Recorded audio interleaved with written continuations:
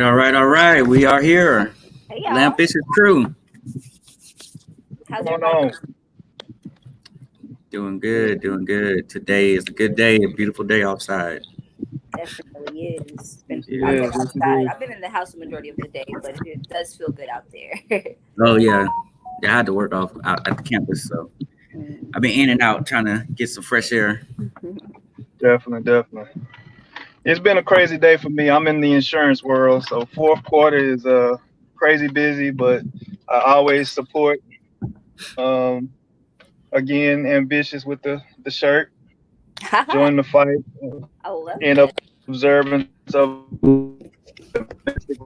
which today again welcome to the Ambitious podcast with purpose. Remember to share podcast. You can watch Facebook Live, Can you hear me, Ambitious? YouTube, and Twitch as well. Okay. We was having a little trouble. Are you able to hear him, Ambitious? No, it sounds weird. Okay. So you sounding Can it y'all hear me sounds like now? Yes. yeah, we hear you now, but when you Can were y'all hear me talking, now? it was kind of when you were talking, it was kind of going in and out. So what was you saying? You were going Okay, over. okay. Oh no, I was just basically saying Oh, and we lost him. Well, I So think what he was saying was welcome everyone to our show tonight. And remember to share and repost. And you can watch this live stream on our www.lampitup.org. lampingup.org. So so we're just welcoming everybody to our show tonight, saying hello and getting everything started. all right, yeah, and he was going over all of that, and so we getting started with the show as far as domestic violence. So the topic of the show is domestic violence, and we have two great guests, and we want to actually touch on something before we get started on a couple of things that happened today. Let me go over that. It's today we lost the HPD sergeant, so we want to take a moment to give our respects to Harold Preston. He was a 41-year-old veteran of the department, and he was preparing to actually retire this year. So that's just like horrible to think that you worked, that many years in the department, nothing's happened. And then the last year, he goes to respond to a domestic violence call, and unfortunately, he lost his life. Like I said, he's about to retire, so it's just a shame that things like that happen. So we want to give our respects and prayers out to him and his family and friends. And so this is part of what this is why this show is so important. And since Lloyd is kind of going in and out, I'm going to go ahead and start the introduction because we have two important guests here from Houston Area Women's Center. I'm going to bring them in right now. So here we go. It's our pleasure to introduce tonight's guest, Raquel. How do I say your last name, Raquel? Fatigue. Fatigue. I could have said that. I just had to make sure. Raquel Fatigue, who is marketing and communications coordinator and hospital accompaniment, right? Mm-hmm. Okay, I'm getting tongue twisted. Crisis counselor for the Houston Area Women's Center. Let's see. And then we also have Tiffany Gardner. She's the manager of the Children and Youth Services Department at the Houston Area Women's Center Shelter. So we want to really thank y'all for coming on during the month of October, Domestic Violence Awareness Month. And so thank y'all for coming on. Thank you for having us. All right. So you back, Lloyd? Well, I mean, again, thank you for. Can y'all hear me? First of all, I'm having technical issues, I guess, in here. Can y'all hear me? We hear Okay, you great. out though earlier. Well, I appreciate. I know I didn't probably got on you two all's nerves this week. Been back and forth with the emails and everything. So I just want to thank you guys for having us. Houston Area Women's Center. We learned so much from you guys last year when we did our events. So we love working with you guys, and for you guys to come on and to talk about the Houston Area Women's Center means a lot to us. So we'll jump in, ask a question here. So could you guys tell us a little bit about the Houston Area Women's Center and what options or resources are available for individuals who are involved in domestic partner violence? Absolutely. So we have been around since 1977. We started with a small group of volunteers answering phones, and now we've grown to over 150 employees. Served almost 74,000 survivors and community members just in last year alone. So we've grown just a little bit, and we serve survivors of domestic and sexual violence in a lot of different ways. So there's crisis intervention services, so our hotline services, online chat, our shelter where there are 120 beds. We also do Safe Harbor program, which means if we don't have space in the shelter, and we can talk about that in a little bit, then we have the ability to house people in partner hotels.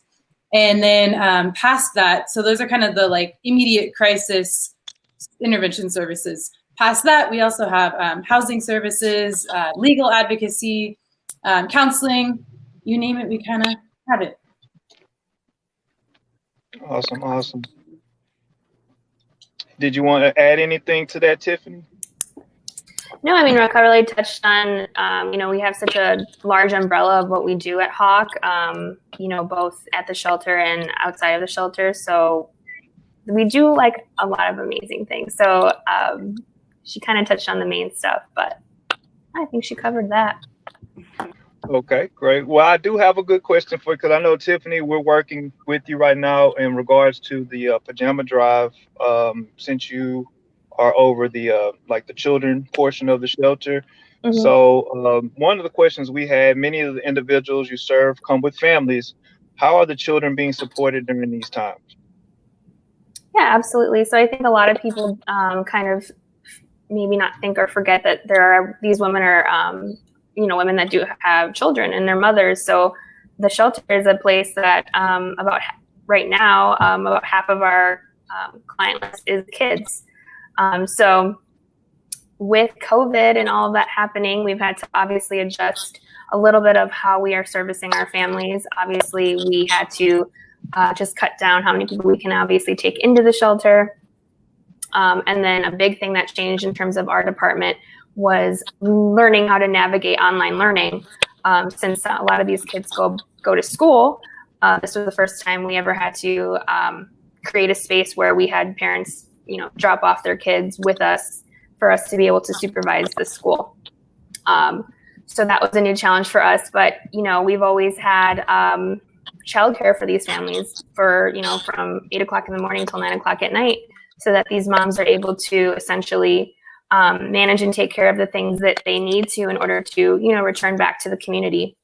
So what better way than to have a facility that's able to take care of their kids. We have obviously childcare, but we also have a preschool on site. We have an on-site school.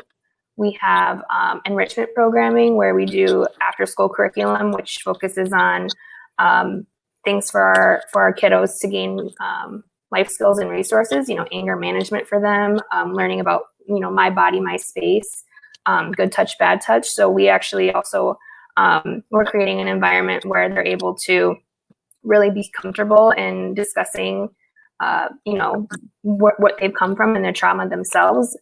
And, we're not just there like watching kids and doing ABCs and 1, 2, 3s. We are, helping them feel secure and safe and strong, to feel safe, to feel like they're leading their most authentic lives with us in the small time we have them, and hopefully giving them something they can go back out and use.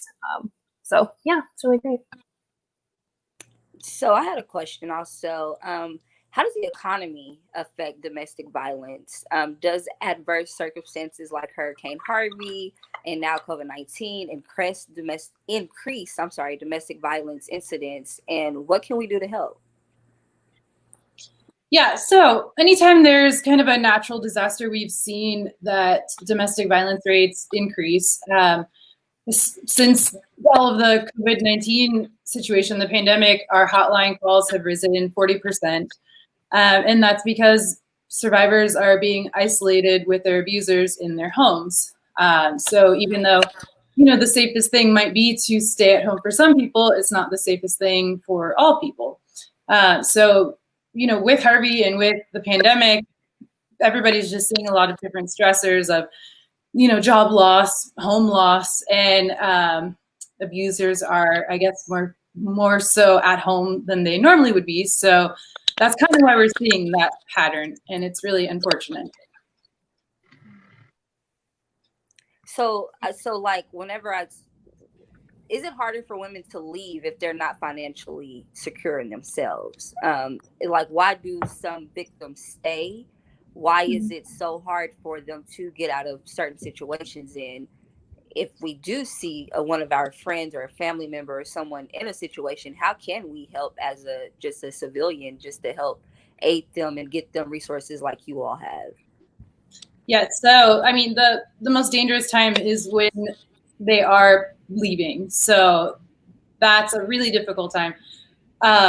It is extremely difficult to get out there on your own if you've been isolated and don't have access to economic support, to support from your family and friends. And that's a lot of times what abusers do. They isolate the survivors, the victims, so that they can't leave them so easily and can't get out on their own. So it's really unfortunate. And that's what we focus on at the Women's Center is economic independence. So helping them build their lives so that they can stand up on their own 2 feet and be independent. And yeah, if you do see someone in that situation, just understand that is the most difficult time, and the most dangerous time is if they are planning to leave. And, a lot of times people don't plan to leave, and that's okay. And that's kind of where you have to meet them at, is wherever they're at in that situation, in that moment, just meet them there and support them. Mm-hmm. And I've seen on the website that, on your website and different sites that talks about domestic violence. So, and I'm not sure how much in the front lines or how much time have you spent dealing with not only women and children, but also men that experience domestic violence. Is there is it just very rare for, let's say, a man to come to a center like this or to reach out and say, hey, I'm going through something that I'm maybe they're embarrassed to talk about it, but does that actually happen, or have you had cases like that? Yeah, for sure. So the statistics are it's 1 in 3 women and 1 in 4 men. So it is really common for men to experience this as well. I do think that they're less likely to maybe come forward, and especially, you think Houston Area Women's Center that we only serve women, but that's not the case. We do serve men as well. And the men are not housed in our residential campus, the shelter, because the residential campus is essentially just women and children, but we do have space for them in that Safe Harbor Hotel program I was talking to you about. So yeah, absolutely. We do have male clients. Yeah. And I saw there was 4 or 5 types of domestic violence abuse. And so I was thinking, well, usually a man may not be getting the physical abuse. So would it be considered to be more so like the mental or verbal abuse or some other type of abuse? Yeah, definitely. Spiritual, emotional, economic. It's possible, of course, for a female to, withhold earnings from a male and put them in that sort of situation. So yeah, there's absolutely in every way possible that a woman can be in this position, a man can also be in this position too. And I just want to add too, we really do have a commitment to diversity at Hawk. We don't discriminate against, race, religion, sex, anything like that. We're a safe place for everybody and all. That's something we're trained to be advocates for everybody. So. And everything's, of course, just to, reiterate it, everything is confidential and private. So, the person that's coming to you wouldn't have to worry about someone else finding out and getting back to maybe the person that they're trying to get away from, correct? Absolutely. And that's actually kind of why we implemented our chat as well. So through all of the pandemic, we're finding that since people are kind of trapped in their home with each other, it's easier for someone to hear you on the phone, obviously talking to, the Houston Area Women's Center. but less easy for them to find out if you're kind of online just chatting with an advocate. All of it's anonymous and completely confidential and 100% free, of course. Gotcha. I have a question too, though. Another question, sorry. Are y'all ready for a question from our audience? Yeah. Tiffany and Raquel? Yeah. All right. So let's see. I noticed a couple of questions. One from Mr. Tony Rich. It says, what have you heard about women who have restraining orders but still deal with the abuser? Is this prevalent for people with mental health issues?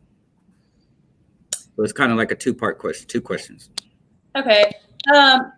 So I'm not sure where the mental health issues part comes in. I think that's probably a separate question. Okay. So, Yeah. So unfortunately, I mean, having a restraining order doesn't guarantee that the perpetrator is not going to come near you, right? I mean, that's what you hope, of course. But we've heard a lot of times that having a restraining order, the perpetrator still comes near the person who filed the restraining order. And when you file a restraining order, you have to put the address on there that they're not allowed to come to, right? So, which kind of seems silly. But yeah, we've heard that, and it's really unfortunate. And in terms of, is this prevalent for people with mental health issues? I don't know. I'm not sure. Can we ask Tony to specify more on that question a little bit? Yeah, I'm asking him to resend that question and specify on there. And I'm thinking he's probably just talking about people with mental issues. Do you find that they come in and is this the demographic of people that have mental issues that are coming in? But I'll let him specify that on the next question. Okay. Let's see. There was another question by Gene Williams. I think y'all may have answered this one, but have you noticed an increase in intake during the pandemic? Definitely. And you can speak to this also. We were kind of talking about it today. We can't take in as many people in the shelter right now just because we are following all the guidelines that we need to be as safe as possible. So we've been very full. And then this has spilled over into our safe harbor placements, so those hotel placements. And yeah, I mean, it's a lot. It's a lot more than we normally have. And so we have luckily amazing staff that have kind of stepped in to help us manage not only the people at the residential campus, the shelter, but also who are staying in the hotels as well.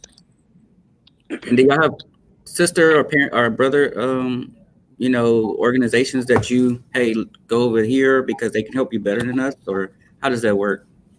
Yeah, so we actually, our hotline kind of speaks with all the other agencies on a probably like every 3 or 4 hours, I would say, just so we can all know who has availability. So if we don't have it, we know someone who might have space nearby, and we can also help the survivor get to that space nearby as well.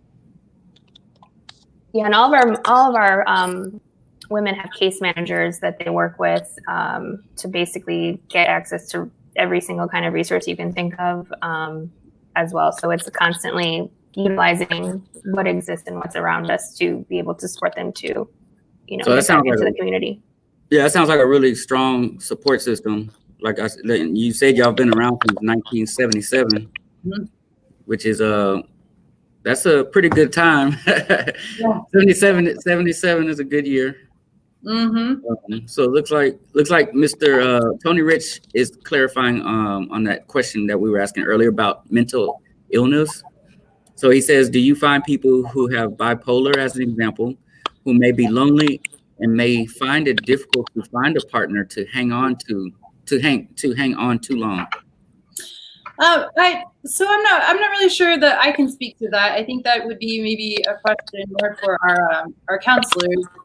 And I don't know that I've seen anything necessarily that shows that to be a pattern. Okay.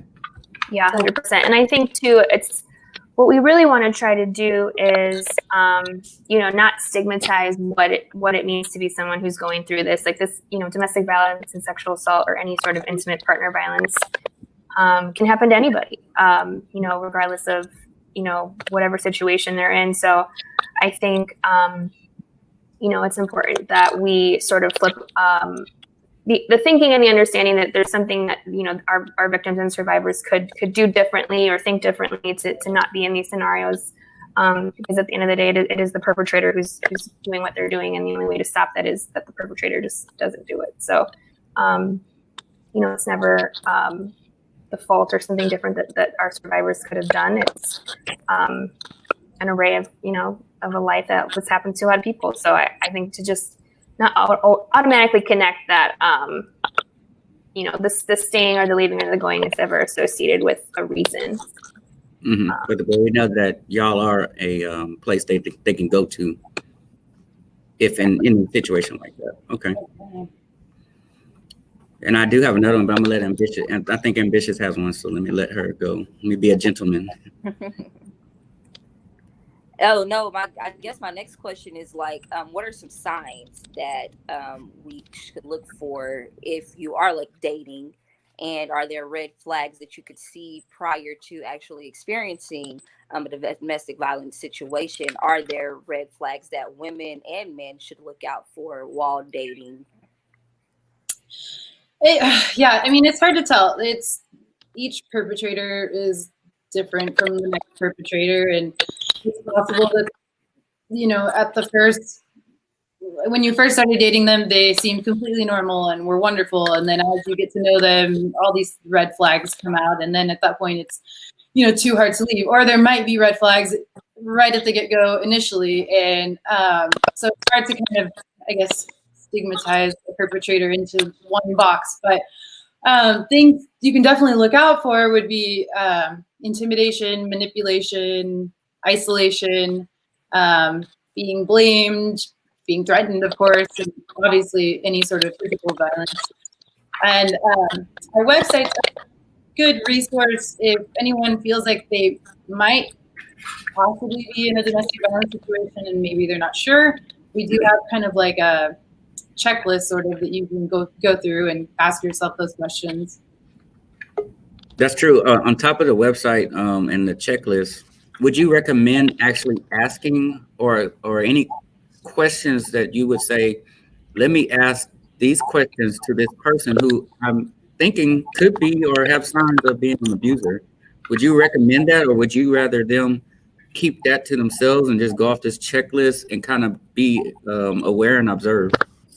I would say be aware and observe. I think anytime, I think that these questions would probably, you could assume, irritate and anger someone who's doing those things. So I think, our first priority is to make sure that the survivor is safe and is going to come out of the situation in a safe way. So I would not recommend asking those questions directly to an abuser. Okay. I think I'm back on, y'all. I'm sorry. I've been in and out.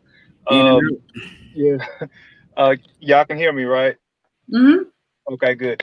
I like the fact that you guys are big on the actual survivors and not focusing on domestic violence, right? So the whole positive situation about that. I don't know if this question was answered because again I was going in and out. Like, what percentage of the children are housed at Houston Area Women's Center Shelter? So right now, because our capacity is in half, about half our clients in the shelter right now are children. So if we have about like 60 clients living in the shelter, half of that is kids. Wow. And so that's why, and it leads us to a positive point here. That's why we're doing the pajama drive with LAMP Services. We want to make sure that every child, has a new set of pajamas.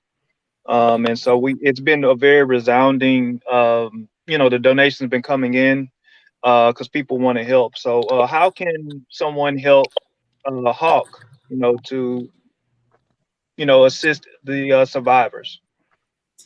Yeah, definitely. So I love the pajama drive. First of all, thank y'all so much for doing that. And Tiffany and I were talking earlier, and just really wonderful because, you know, these kids come out of these super dangerous, super intense situations, and they have to come to a shelter, and the shelter's not home. And so it's nice to be able to provide kind of items of comfort for them in these very strange times where they're living somewhere that's completely different. So thank you very much for writing those. So other ways and can help. So we have, obviously you can host events, kind of like what you're doing right now, community partner events and drives. We have, it's Domestic Violence Awareness Month, as you mentioned. So on the 29th, we're doing a giving day, and you can find information about that on our website and social media. Of course, follow us on social media and share anything you feel like sharing. We really appreciate that. And then Tiffany can talk about this too, but we are doing a fall festival on October 30th at the shelter. So in need of some costumes and stuff for that as well. Yes, we're really excited about our fall festival. What day is the fall festival? It's October 30th. So basically it's just an opportunity to, again, like just bring a little bit of joy and normalization into a shelter environment. So we'll just be handing out Halloween costumes and doing some arts and crafts and trick-or-treating, and they'll get their brand new cozy pajamas that day. So these are different kinds of events we do throughout the year for our families in the shelter, focused around the season. So that's one that we luckily still get to have at the shelter, given everything going on. So we're really looking forward to it as well. And we had some costumes come in today, and we already had kids being like, "Oh, is that a Ninja Turtle? I want to be a Ninja Turtle." So it's really cute, and it's just exciting because kids are still going to be kids, and all this stuff just helps let them do that. And I'm sorry, I missed the word we can drop the costumes and things off at. Yes, so our location is at 1010 Watt Drive. It's not the residential campus, the shelter, but that's like our main offices. We're technically closed right now, but we do have someone in the main office from 9 a.m. to 12 p.m. Mondays through Fridays, so they can be dropped off then. Awesome. And I will, we have an Amazon wish list too that if you go to our website, I believe it's under urgent needs.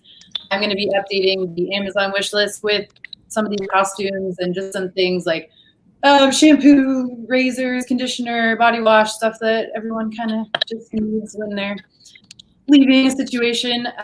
So yeah, if anyone wants to find that, it's through our website. And so then you don't have to come drop it off. Amazon will just bring it to us.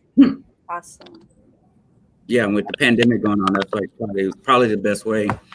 Yeah, for sure. Yeah. So y'all's website is like the hub of all information, but we're going to make sure we share that on our social media platforms with Lambitious and the organizations that are connected to us. And of course, this is October. A lot of people only think of certain things during the month of October, like breast cancer awareness.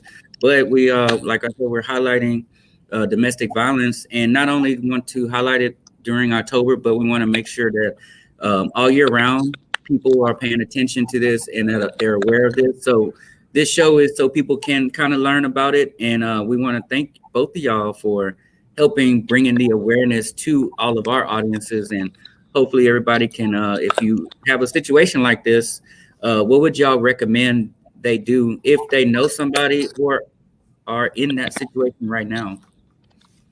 Yeah, so there's something called the 3 R's. So it's recognize, so recognize that it's going on.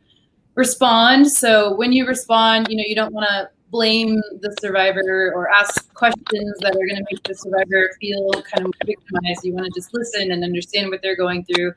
And then the last R is refer. So refer out to domestic violence agencies like ours or other ones in the area.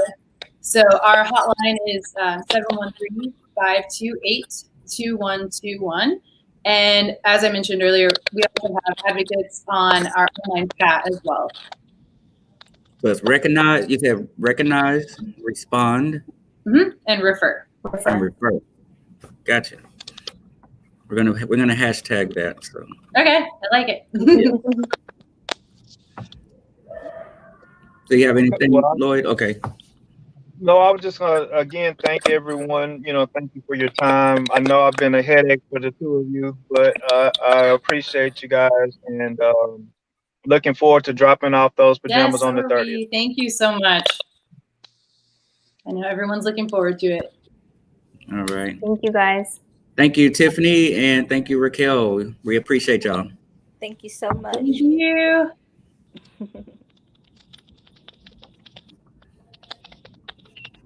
Great show, everybody. Great show.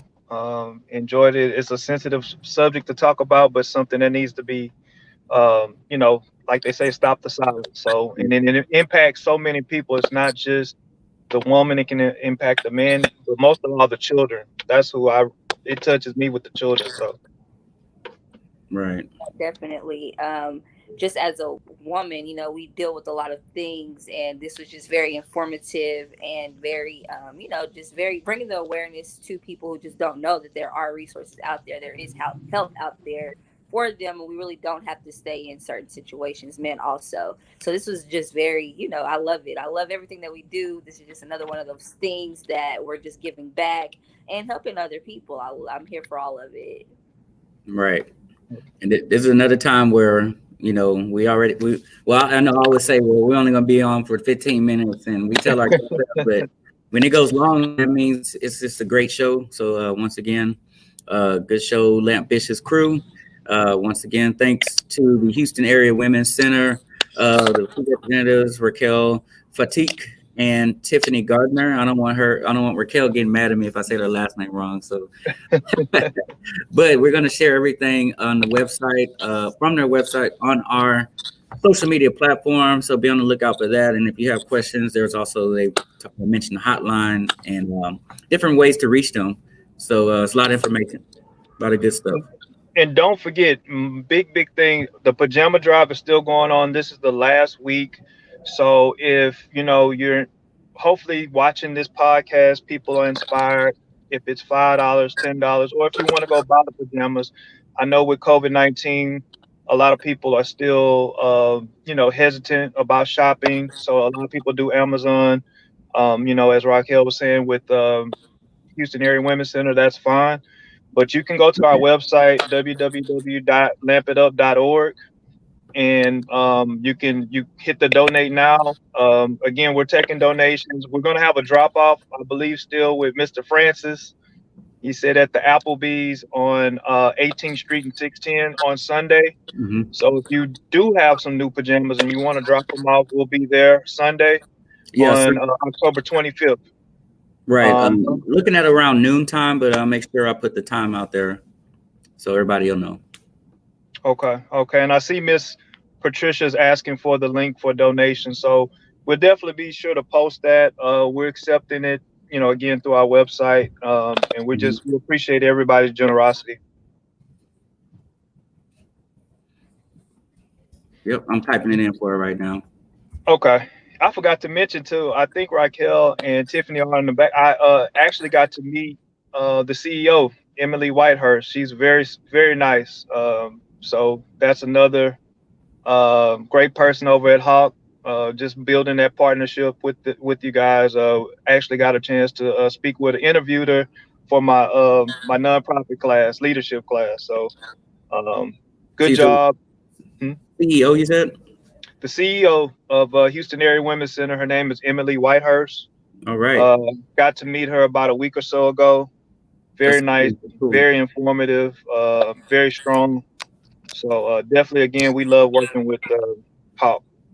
That's good. Raquel and Tiffany, we're gonna put in a good word for y'all. That we got connections with the CEO now, so it's all good. All right. Any other final words? That's it. Again, I can't emphasize, keep those donations come in. We want to make sure those children are taken care of and have a great fall festival.